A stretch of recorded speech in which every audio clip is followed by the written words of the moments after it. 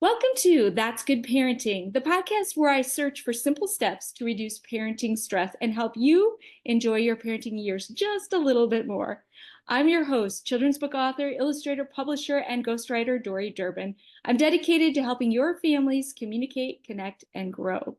Today, I'm thrilled to introduce Dr. Gila, a J certified parent coach, certified Clini-Coach, psychologist, neuropsychologist, and she's also the owner of Dr. Gila Parenting. She has a virtual therapy practice in New York State. But most importantly, she's a single mom who knows firsthand the beautifully bumpy journey of raising a strong-willed child. So Dr. Gila has a passion to help parents, especially single parents, build strong, healthy relationships with their kids and believes even if you're alone, you're not truly parenting alone and don't have to. Welcome, Dr. Gila. Thank you so much. Yeah, I like to say, even if you're on your own, you don't have to do it alone. It's even better. And I think your story is really interesting because you basically pivoted your career because Mhm. of your own parenting experience. Could you share a little bit about that with us? Yeah, sure. So what I always like to say, because I hope it's a validating thing to hear, is that so I started out as a clinical psychologist and a clinical neuropsychologist. And even with all of that, my fancy degrees and training and all that stuff, it was still challenging. It continues to still be challenging to single parent, and especially to single parent a kid who some might call strong-willed. And so I took a deep dive into figuring out how to support him the way that he needs and really deserves, and how to support myself in the process. And in doing that, I really became passionate about helping other parents do the same. And I've increasingly been focusing on supporting single parents because I think that it is an often overlooked sort of specialty experience, right? So a lot of the parenting stuff out there, there's some beautiful parenting resources out there, so much good, juicy parenting support, which is fantastic. But what I've found is that a lot of it assumes that you have a partner.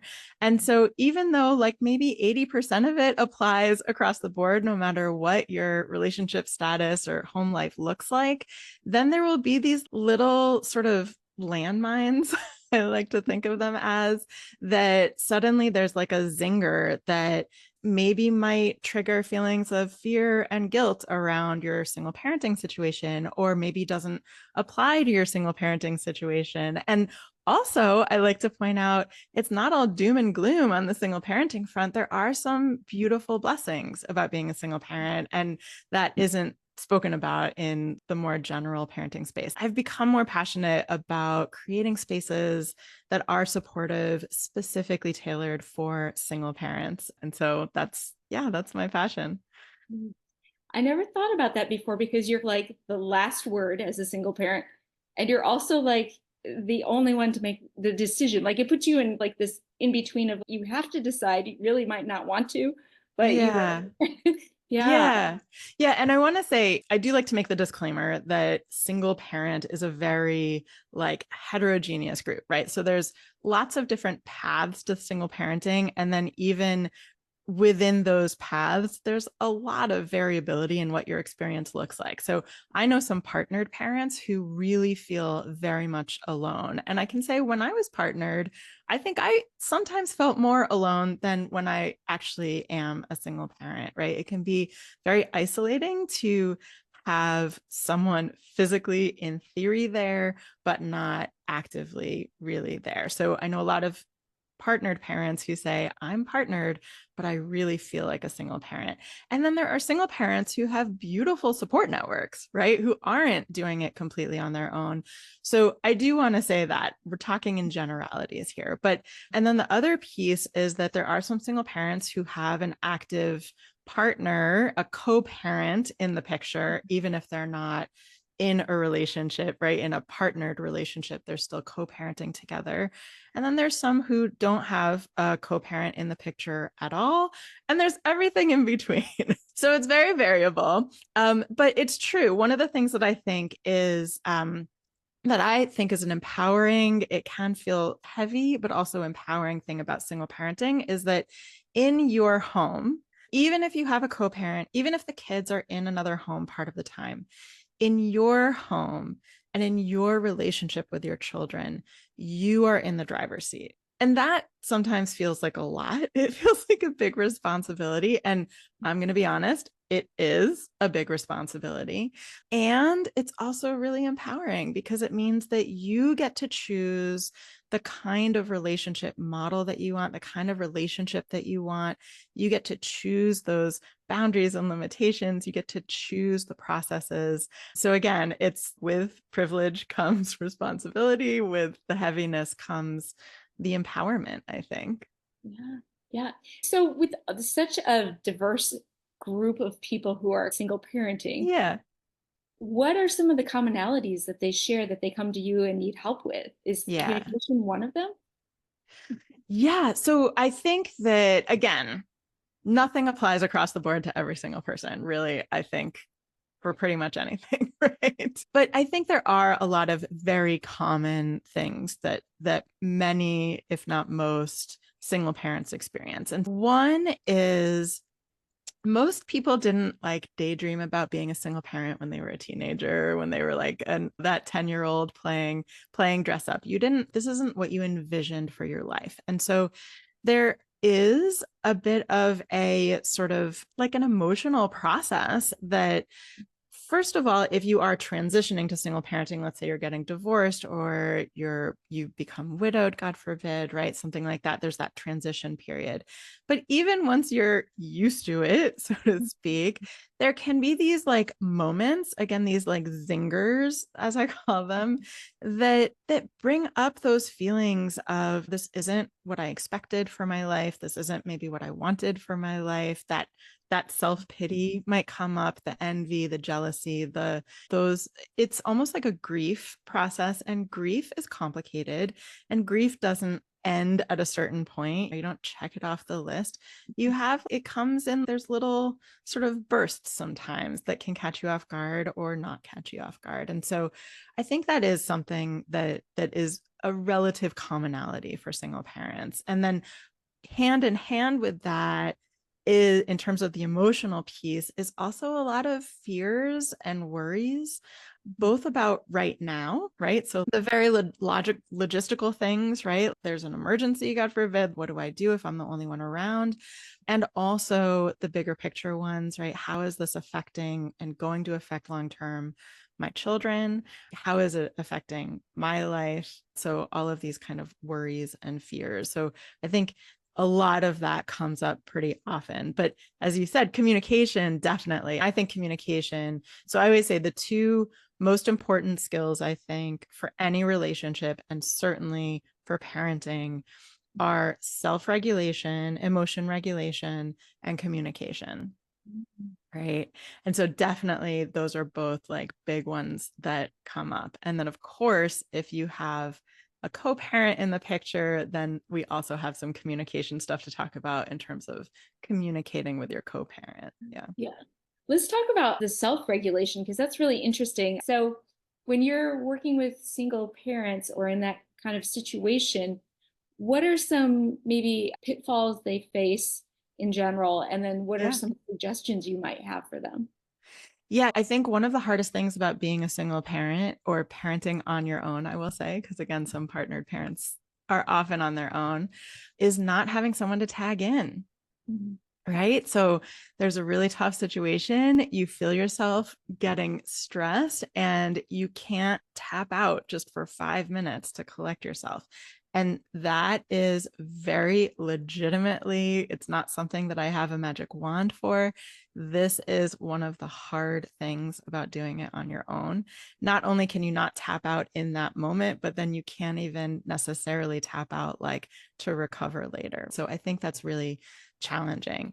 I have an analogy that I like to use in my own family and with my clients as well, that the idea is that we all have this internal sink. It's a metaphorical sink, not a real sink.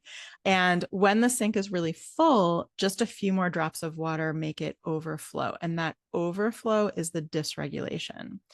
And then when the sink is emptier, the exact same drops of water that in that first scenario made it overflow, you can handle those same drops of water and you can even handle more, right? And so really ultimately the goal with emotion regulation is to work on our sink health and our sink maintenance.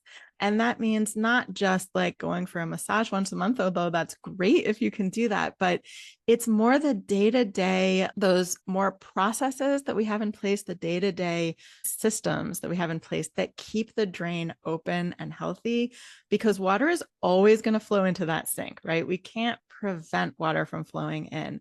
We can sometimes lower the pressure from the faucet, but we can never prevent water from coming in. And so we need to work on how do we take care of ourselves so that we have tools in place to keep the sink from getting really full. And then I want to say, even like the best master of self-regulation, their sink is going to overflow sometimes. And so it's also about having the tools and strategies of when your sink overflows, how do you clean up the mess?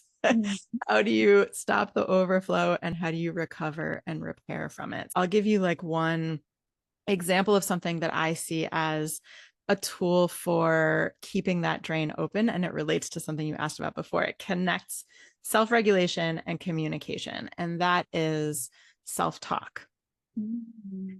So how we talk to ourselves and about ourselves, it can really affect how our overall sink health is doing. And that's a place where, again, it's not like you have to schedule the massage and pay $60 or whatever. At this point, it's probably $100 to get the massage, right? This is something that you can work on today. And I'm not going to say it's easy necessarily. There's a lot of like really deeply ingrained ways that we talk to ourselves that are really hard to shift. But if we can start to shift those, it can really help keep your sink in a sort of more open and receptive place, if that makes sense. Yeah. Yeah. So can you give us an example? Because you've got my brain reeling into how that might sound.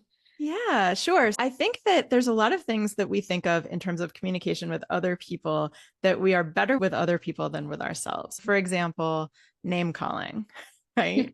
um, Saying thing when you're in the land of always and never, it's usually a flag that there's something going on in your thinking that is black and white, right? So there's a lot of what I call thinking traps, or like tricky thinking. And so black and white thinking is a big one. Things are all good or all bad, right? Or we spiral and future cast. If this is happening in this moment, then this is going to happen. Da, da, da, da, da, da, da. And before we know it, we're like 20 years down and no one is doing well, right? Everything's The child is gone ruined for terribly life. wrong, right? And we all do it. And I say we because I do it too. These are things that our brains do to protect ourselves, right? That we protect ourselves. So those are just a few examples. Limiting beliefs, most of us have when we dig down, right? So I say when something is bothering you, to ask yourself why, and then to keep asking why until you get to like the juicy center. And the juicy center is usually some sort of fear or limiting belief. So I'm not good enough, or I'm too much. Those are very common limiting beliefs. So learning to identify your own limiting beliefs, and then when they come up, you can see them, recognize them, know that they're there to protect you, and move through them.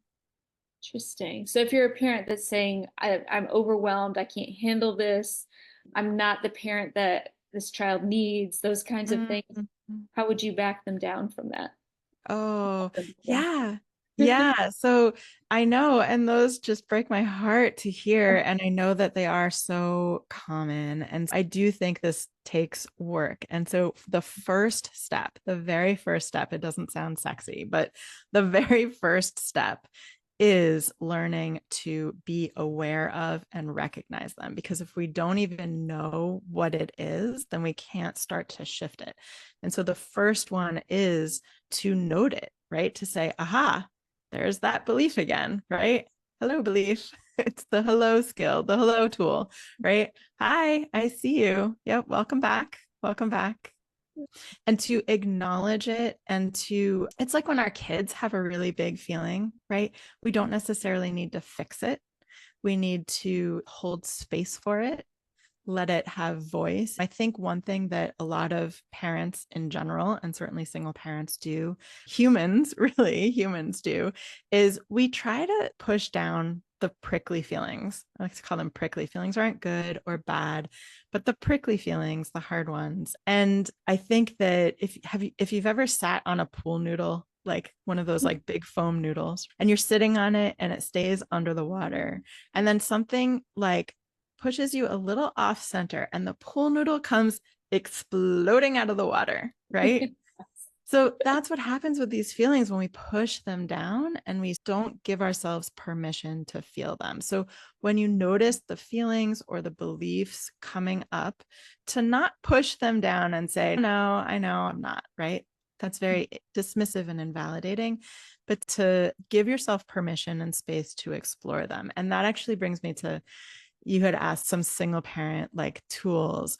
One that I think journaling is such a beautiful tool, right?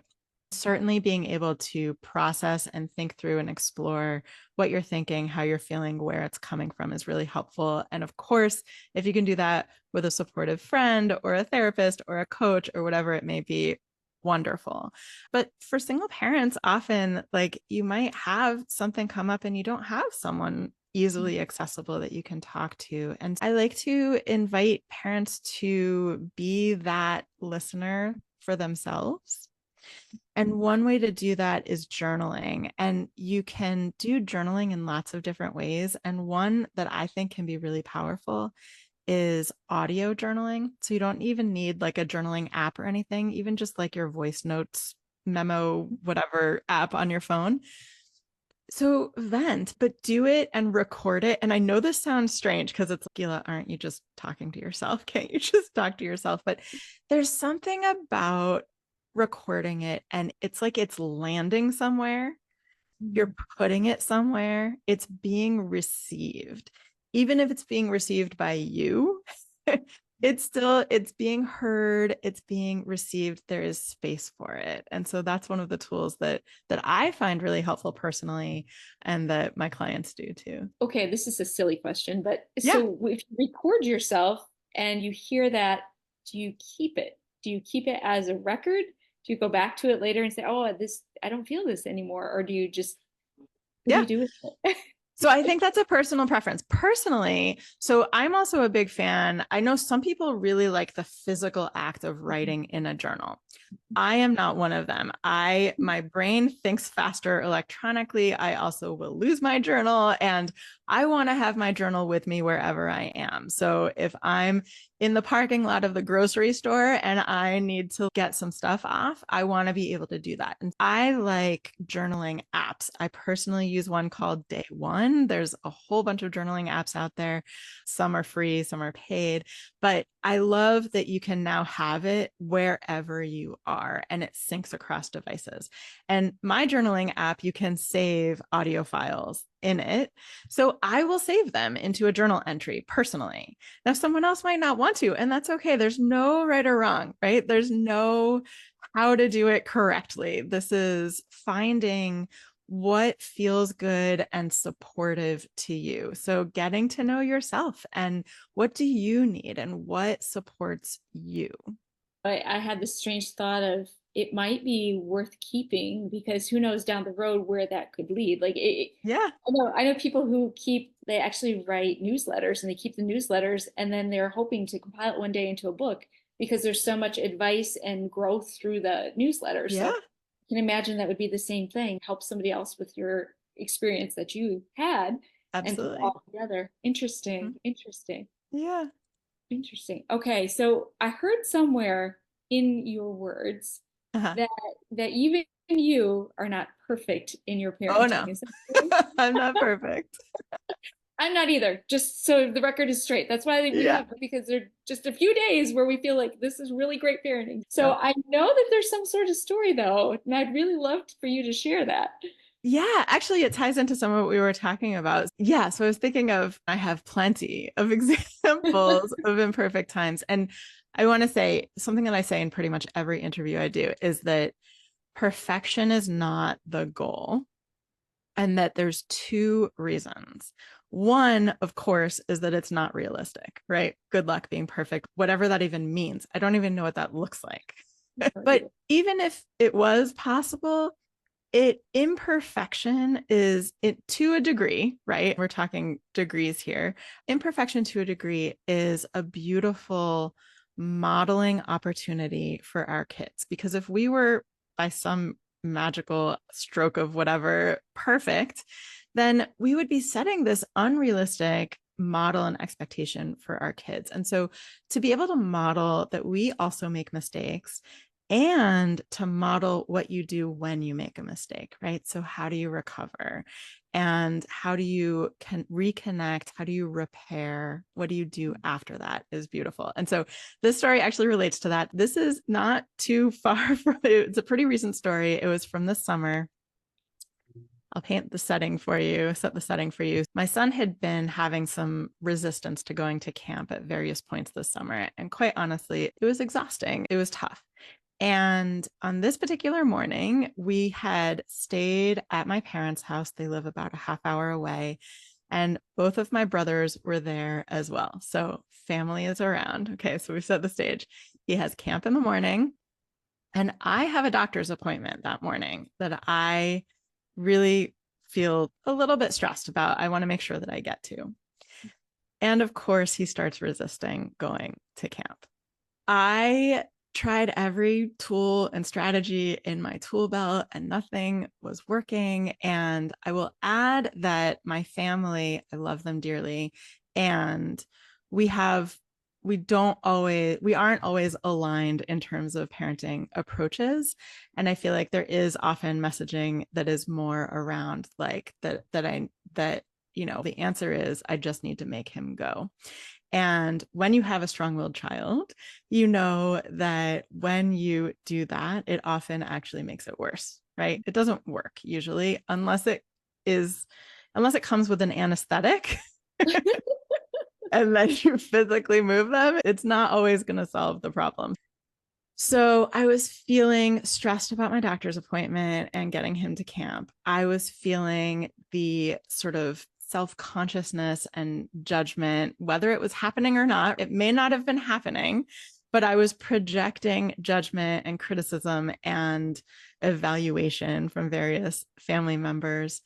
And so all of that led to ultimately what I ended up doing was I ended up lying to him. Now, one of my personal rules in parenting is I do not lie to him. That's one of my non-negotiables, right? And I'm not judging you if you lie, right? I know that there are times and places to lie. I know that it serves a purpose. This was not even a white lie that he would never find out that I had lied. I ultimately told him, I will pick you up. He wanted me to pick him up after the first thing at camp. I initially said, I can't. I'm not going to be done with my doctor's appointment. It doesn't work, right? Ultimately, to get him out the door, I said, fine, I will pick you up after that first thing, knowing it was not true. And to me, this felt like monumental, right? And we got in the car and we started driving, and I immediately said, I lied to you. And I never lied to you. And I am so sorry that I lied to you. And here's what was going on. I really need to go to this appointment. And I felt at a loss. Nothing was working. And the reality is I need to go to this appointment, and I lied to you to get you out the door. And I'm so sorry. And this incident reminded me of 4 things. So one is that we are all imperfect, as we just talked about. The second is that I inside felt that this was huge. I was spiraling. We talked about what our brains do, right? I was spiraling and future casting, and I was saying, he's never going to trust me again. This is going to be a rupture in our relationship that we're never going to recover from, right? It was huge in my head. And I expected him to really get angry and yell at me. And he could have. That's a possible reality, but he didn't. And he listened and he said, okay. And I did pick him up early from camp, not when I had said that I would when I lied, because that wasn't possible. And we reconnected, and I really felt like, you know what, this isn't the huge rupture and repair that I feared, rupture that I feared. And one of the things that really reminded me of and validated is that this relationship is not a fragile china doll. Is that, I don't even know if that's a like a porcelain doll. It's not a fragile porcelain doll. And part of why that's true is something that I talk about with clients, which is the relationship bank. So the idea is that there will be times when we need to withdraw from the relationship bank, right? When we need to make our kids do something that they don't want to do, or stop them from doing something that they want to do. Maybe they run out into the street, right? And we're going to grab them if a car is coming. We're not going to think about how that's going to affect our relationship. We're going to get them out of the way of that car. And it might affect the relationship. There might be that little rupture of the relationship. You are withdrawing from the relationship bank. And so what's important is that as much as we can, that we are investing into the relationship bank at other times. So we are connecting with them. We are respecting them. We are being authentic with them. And so I have invested a lot into this relationship bank. And it was so reassuring to see that there was enough invested that we could make it through this withdrawal. And then two other things that it reminded me of. One is that when I parent based on other people's values and expectations, I always feel crappy. Mm-hmm. So that morning, I was parenting with the filter of, how do I think the other people in this space think I should be handling this? Right? I was not really grounded in my own values and my own vision. And I didn't act in ways that were really grounded in my own values and vision. And I always regret it every single time. And then the fourth thing is something that we just talked about. So after I dropped him off from camp and I parked in the parking lot for my doctor's appointment, it was actually, I was late to the appointment. So after the appointment, I get in the car and I tried reaching out to a few friends and no one was available. And so I audio journaled and I cried my eyes out and I processed it all. And I felt so much better afterwards. And I had not just emotional cleansing, but I had more clarity around, here is what went amiss this morning, and here's what I feel good about. Here's what I really don't feel good about. Here's what I want to do differently. And so that's another like overarching theme, is that we tell our kids all the time, mistakes are how we learn. And we often forget that as parents, it also applies to us.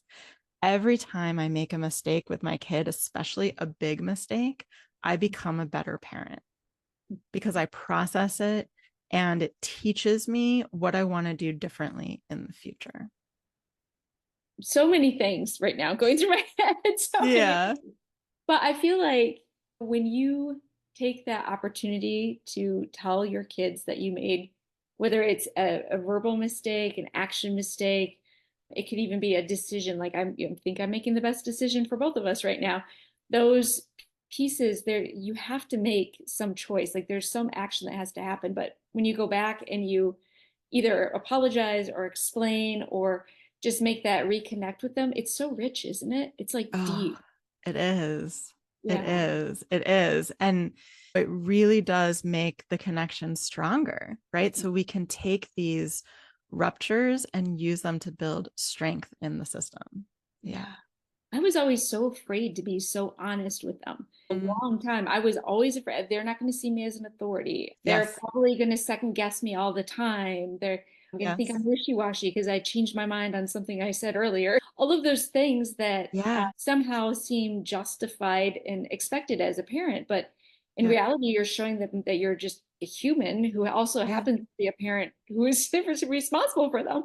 But in the same vein, you're just a human. That's really what you're teaching them. And we have all these expectations for our kids that we don't give ourselves permission to do, right? So we expect them to, first of all, be flexible, right? During power struggles, they don't want to do something, they do want to do something. We feel like we need to stand firm in our ground as the parent and wait for them to bend. And we don't think it's okay for us to show flexibility in any way in those moments.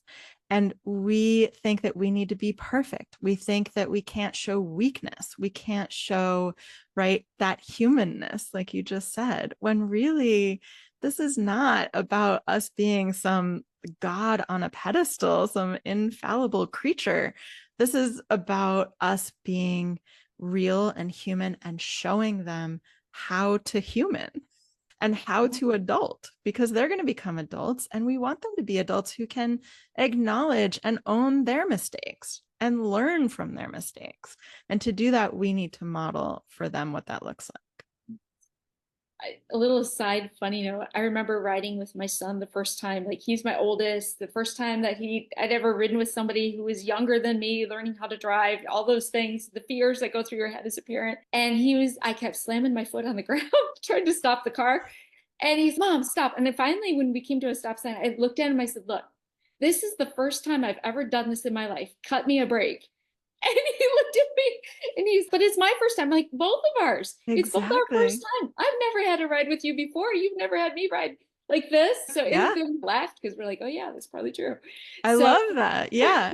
And it's true about each stage, right? Like we often think about this is the first time our kid is going to sleepover or doing whatever it is. And it's also our first time parenting this child through this new experience. And yes, absolutely. Have grace with yourself. That is one of the biggest messages. Yeah. Yeah. So if somebody's listening right now and they're feeling like the stress is getting them, it's just so much. And I know journaling is something that is coming to my mind right away. Yeah. What would be like maybe one or two other things that they could do? Because they can't just tap out necessarily. What can they do instead? Yeah. So one of the things that I think is really important, I think that stress is like the great magnifier, and single parenting is a form of stress. And so everything that I'm saying, if you have stress in other ways, this also applies. But I think that in our culture, in our society, we have so many things that we do automatically. We don't even think about it. And we do it because we think that's just how you do it. And it's the expectation, it's what other people think is important. And so, one of the things that I think is really helpful when you're feeling overwhelmed, you're feeling burnt out, you're feeling stressed, is to give yourself permission to prioritize based on your needs and values. And that means saying no to some things that feel like you should, quote unquote, if you're listening on the podcast, I'm making air quotes, that you should do, or that even you, quote unquote, need to do. So often we have, again, this is self-talk, right? When you hear yourself saying should and need to, that's another flag, another cue to pause and say, do I really need to? What happens if I don't? And so I think that we often overcommit, overschedule, and not just over, but misschedule or miscommit. So we're doing things because it's what other people want or expect from us, and not necessarily what we want or need, or our kids. And this is another piece of it, is I would say really getting to know and getting attuned to what your children need to keep their sinks more empty and healthy, right? Learning, my child does so much better if we don't leave the house for at least one day of the weekend, right? So can I prioritize that? Or my child does so much better if he runs around outside for at least an hour a day. Let me prioritize that. So really looking at what your specific family needs and prioritizing that above those external expectations. And they're not just external. I feel like we really internalize them, right? So it's a little hard to separate sometimes, but really having a look at what do we need because you can do all the things that other people expect you. And then everyone's sink is overflowing and bubbling over. And those other people that expected you to do it, they're not there to clean up the mess from everyone's sink overflowing, right? That's you. So it's your responsibility and also your ability, right? Like your freedom to prioritize what you need and what your children need. Love that. Absolutely love that. That's such good advice. Hmm. Dr. Where can they find you and get in contact with you easily? Yeah, sure. I'm at drgilaparenting.com. I am on Facebook and Instagram, but for my own sort of self-care, I'm actually not on there that much. So the best way to do it, grab one of my free resources. I have several of them, including a meditation for single parents. And I also have a PDF guide, a principal guide that's called the Single Parents Guide to Understanding Challenging Behaviors, and it helps you understand what is filling up your kids' sinks. And so go ahead and grab that guide from my website, drgilaparenting.com. It'll get you on my email list, and that's the best way to keep up with all the programs that I'm offering. I have group programs, workshops, and lots of stuff, and my email list always gets first dibs and good discounts. So Awesome. Awesome. I personally have learned a lot today, and I know if they uh, sign up and connect with you, they're going to learn a whole lot more. So thank you oh, for that. thank you. Thank you for having me. And thank you for making space for this topic. I feel like, again, it's not always covered. And so I really appreciate you making space for the topic and for having me on. Thank you. Absolutely. Thank you.